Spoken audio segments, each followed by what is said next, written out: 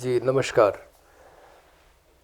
आज मैं बात करना चाहूँगा ये जो हाल में कुछ राज्यों में विधानसभा चुनाव हुए हैं और पहली बात तो ये कि जो अपेक्षा की जा रही थी और जो सर्वे हुए थे उसमें भी यही बात आ रही थी कि छत्तीसगढ़ में जैसे ये तो सभी लोग कह रहे थे कि कांग्रेस ही जीतेगी, मध्य प्रदेश में और राजस्थान में ये बात थी कि कांटे की टक्कर होगी, मध्य प्रदेश में भी जीत सकती है और राजस्थान में जो एक परंपरा है कि बारी बारी दो दलों को सत्ता में लाया जाता है, वो प्रक्रिया भी टूटने की संभावना थी और अशोक गहलोत फिर से सरकार वहाँ बना सकते थे, ऐसे कयास लगाए जा रहे थे। लेकिन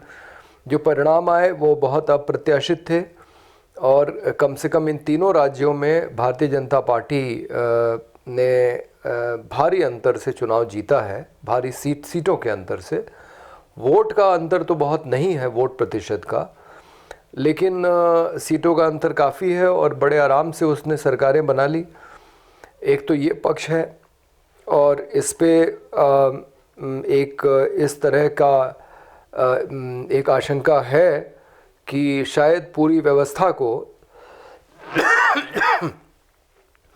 जिसमें सिर्फ इलेक्ट्रॉनिक वोटिंग मशीन की बात नहीं है,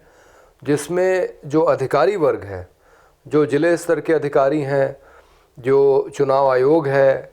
और ये तो हम देख ही रहे हैं कि किस तरह से ईडीआई और सीबीआई का इस्तेमाल होता है विपक्ष के नेताओं के यहाँ छापे मारने में, और कई बार जो विपक्षी राजनीतिज्ञ हैं उनको दबाव में डाल के या डरा धमका के लालच दे के किस तरह उन्हें उनकी अपनी पार्टी छोड़ के और भारतीय जनता पार्टी में शामिल होने के लिए मजबूर किया जाता है। ये सारी चीज़ें हम देख रहे हैं। पूरे तंत्र का जिस तरह से भारतीय जनता पार्टी दुरुपयोग कर रही है, ये सबको दिखाई पड़ रहा है। तो एक आशंका ये है कि भारतीय जनता पार्टी ने व्यवस्था का इस्तेमाल करके इस देश की राजनीतिक व्यवस्था ही नहीं बल्कि जो उससे जुड़ी हुई सारी व्यवस्थाएं हैं जो इस लोकतंत्र को चलाती हैं, उनका इस्तेमाल करके इस चुनाव को तिकड़म से जीता है। ऐसी एक संभावना है। लेकिन बात आज जिस विषय पे मैं करना चाहता हूँ वो ये कि भारतीय जनता पार्टी के चुनाव जीतने के बाद भी उम्मीद ये थी कि कोई जाना पहचाना चेहरा, जैसे मध्य प्रदेश के अंदर शिवराज सिंह चौहान 18 सालों से मुख्यमंत्री रहे और इस चुनाव को जीतने में भी उनकी बहुत बड़ी भूमिका रही। लगातार वो लोगों के बीच में जाते रहे, खास करके महिलाओं के बीच में, और लाडली बहना योजना के नाम पे उन्होंने उनकी एक अपील थी जिस वजह से महिलाओं ने इस बार बड़ी संख्या में भारतीय जनता पार्टी को वोट दिया मध्य प्रदेश में। राजस्थान में भी ये था कि वसुंधरा राजे सिंधिया और नहीं तो कोई भाजपा का जो राज्य अध्यक्ष है या कोई केंद्रीय मंत्री। अब ये देखिए, ये भी कितनी बड़ी अजीब बात है कि भारतीय जनता पार्टी जो एक देश एक चुनाव की बात करती है और उसके पीछे तर्क यही है कि आप एक बार में चुनाव कराएंगे तो खर्च कम आएगा, जो बार बार नेताओं को जाना पड़ता है चुनाव प्रचार में, और कहीं ना कहीं किसी राज्य में चुनाव होते ही रहते हैं, तो लगभग 5 वर्ष आपको चुनाव प्रचार के मोड में रहना पड़ता है और उसमें बहुत समय और पैसा खर्च होता है। तो ये नहीं होगा, 5 साल में एक बार चुनाव हो जाएंगे और उसके बाद आप निश्चिंत होकर सरकार चलाएंगे और फिर 5 साल बाद ही आप चुनाव के बारे में सोचेंगे। ये सोच तो बहुत अच्छी है, लेकिन भारतीय जनता पार्टी का दोहरा चरित्र फिर सामने आया जब उसने सांसदों और केंद्रीय मंत्रियों को उनको इस्तीफ़ा दिलवा के और उनको चुनाव लड़वाया। ऐसा तो बहुत कभी कभी होता है कि किसी व्यक्ति को कहीं किसी राज्य का मुख्यमंत्री बनाना हो, जैसे हमारे उत्तर प्रदेश में योगी आदित्यनाथ, तो उनको आप सांसद पद से इस्तीफ़ा दिलवा के आप उनको विधानसभा में लाते हैं या विधान परिषद में लाते हैं मुख्यमंत्री बनाने के लिए। ऐसे अवसरों को छोड़ के आप बड़ी संख्या में सांसदों को, केंद्रीय मंत्रियों को आप इस्तीफ़ा दिलवा दें और फिर उनको आप विधानसभा चुनाव लड़वाएं और उसके बाद उसमें से किसी को आप मुख्यमंत्री न बनाएं, ये तो एक अजीबोगरीब काम है जो भारतीय जनता पार्टी ही करती है। और इसका जो दोगला चरित्र है कि बात वो एक देश एक चुनाव की करती है, लेकिन सांसदों को इस्तीफ़ा दिलवा के विधानसभा का चुनाव लड़वाती है और फिर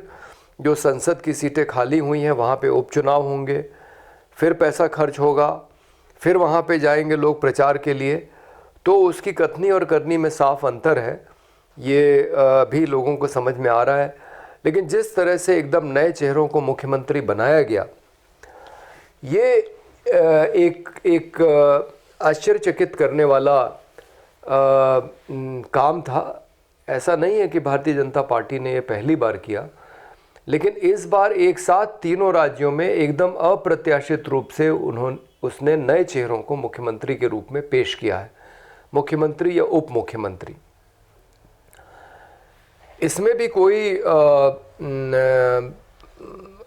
अनोखी बात नहीं है। मतलब ये एक तर्क दिया जा सकता है कि भाई लोगों को अवसर मिलना चाहिए, नए लोगों को। आखिर शिवराज सिंह चौहान 18 वर्षों से मुख्यमंत्री हैं, तो क्यों ना किसी नए व्यक्ति को मुख्यमंत्री बनने का मौका मिले। और हो सकता है कि एकदम नया व्यक्ति आए तो वो कुछ नए विचारों से, नए तरीक़ों से वो सरकार को चलाए, जिससे कि जनता को ज़्यादा फ़ायदा हो। ये सारे तर्क स्वीकार्य हैं। लेकिन सबसे बड़ा सवाल ये है कि देश का चुनाव एक आदमी के चेहरे पे लड़ा जा रहा है।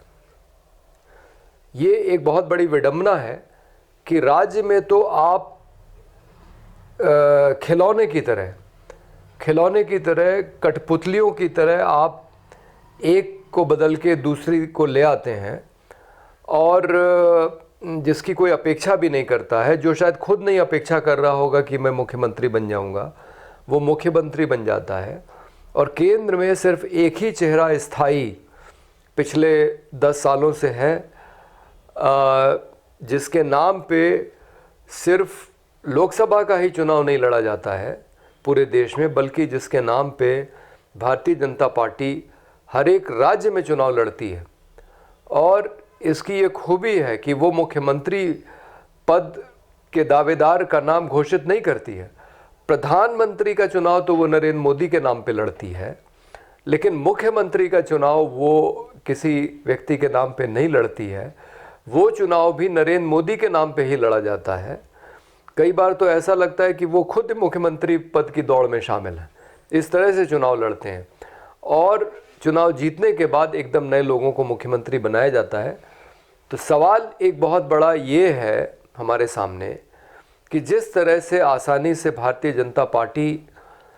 और ये अच्छी बात है कि एकदम नए लोगों को लाके चेहरा बदल के आप नए लोगों को मौका देते हैं सरकार चलाने का।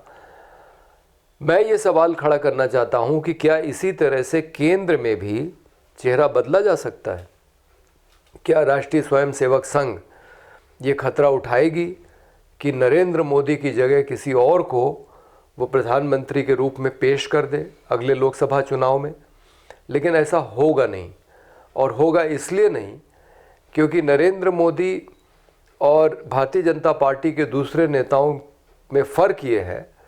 कि नरेंद्र मोदी के पीछे अडानी और अंबानी का पैसा है। ये ज़रूर है कि अडानी और अंबानी किसी दूसरे भारतीय जनता पार्टी के नेता के पीछे भी पैसा लगा सकते हैं,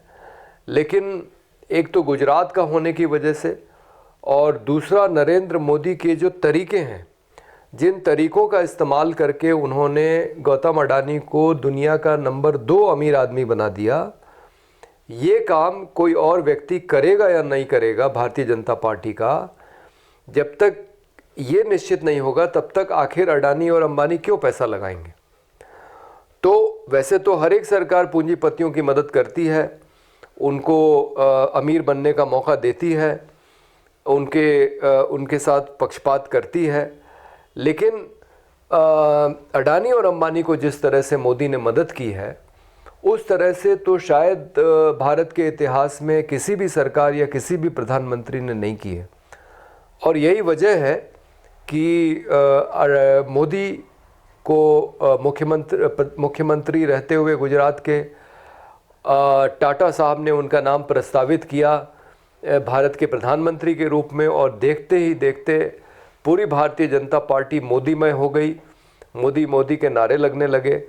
और मोदी अपने साथ अडानी और अंबानी का पैसा लाए। ये भी एक खुला सच है कि मोदी अडानी का जहाज़ का भी इस्तेमाल करते हैं चुनाव प्रचार में, और अडानी के साथ तो उनका ऐसा रिश्ता है कि कभी कभी तो ये समझ में नहीं आता कि अडानी की जितनी संपत्ति बनती जा रही है, क्या वो वाकई में उनकी है या वो नरेंद्र मोदी की बेनामी संपत्ति है। तो ये गठजोड़ अब ऐसा हो गया है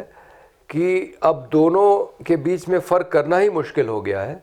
और ये जो पूरी ताकत है पूंजी की, इसने मोदी को प्रधानमंत्री बनाए रखा है और प्रधानमंत्री का एकमात्र चेहरा बनाए रखा है, और ये सुनिश्चित किया है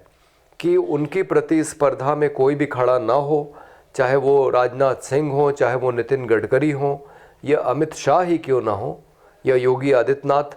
इनमें से कोई भी व्यक्ति उस तरीके से, जिस तरह से नरेंद्र मोदी ने अडानी और अंबानी के पैसे की ताकत पे भारत की राजनीतिक व्यवस्था पे एक तरीके से शिकंजा कस लिया है, और वो ही अब तय कर रहे हैं कि हर एक राज्य में कौन मुख्यमंत्री होगा। और इसमें एक बात और है, 2024 के चुनाव को देखते हुए शायद वो नहीं चाहते हैं कि भारतीय जनता पार्टी के अंदर कोई उनका प्रतिद्वंदी खड़ा हो। शिवराज सिंह चौहान का नाम तब भी आया था जब नरेंद्र मोदी को प्रधानमंत्री बनने की बात थी, क्योंकि 3 बार के मुख्यमंत्री वो भी थे और 3 बार के मुख्यमंत्री ये भी थे। तो वो नहीं चाहते कि चाहे वो शिवराज सिंह चौहान हो या कोई और नेता हो भारतीय जनता पार्टी के अंदर, वो उनका प्रतिद्वंदी बन के खड़ा हो, और इसलिए भी शायद एकदम नए लोगों को मुख्यमंत्री बनाया गया है। लेकिन कुल मिला के ये जो पैसे की ताकत है, ये नरेंद्र मोदी को भारतीय जनता पार्टी का एकमात्र चेहरा बनाए हुई है। लेकिन इसमें जो सबसे बड़ा खतरा है वो ये कि मोदी के बाद क्या होगा, मोदी के बाद भारतीय जनता पार्टी का क्या होगा और इस देश का क्या होगा। तो ये जो तरीका अभी तक इन्होंने इस्तेमाल किया है भारतीय जनता पार्टी की सत्ता को बनाए रखने के लिए केंद्र में, राज्य में, ये शायद उनके लिए व्यक्तिगत रूप से ठीक हो, उससे उनकी सत्ता को बने रहने में ज़रूर फ़ायदा पहुंच रहा होगा, लेकिन भारत के लोकतंत्र को इस तरीके ने निश्चित रूप से कमज़ोर किया है।